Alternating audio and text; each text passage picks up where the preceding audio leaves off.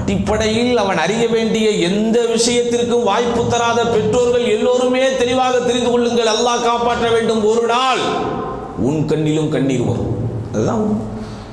அதுதான் உண்மை.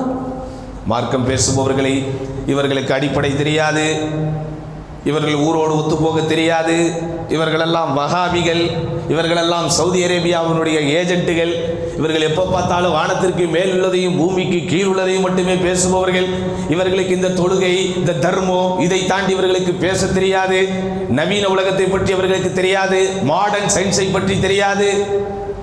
இப்படியே நினைச்சு நம்ம வீட்டு பிள்ளைகளை பள்ளிவாசலை விட்டு ஓரங்கட்டி, மதரசாக்களை விட்டு ஓரங்கட்டி, மார்க்க வகுப்புகளை விட்டு ஓரங்கட்டி, மார்க்க அறிஞர்களை விட்டு ஓரங்கட்டி, என்ன பிரதர் வாழ்க்கையில் நம்ம பெற்றுற போகிறோம்?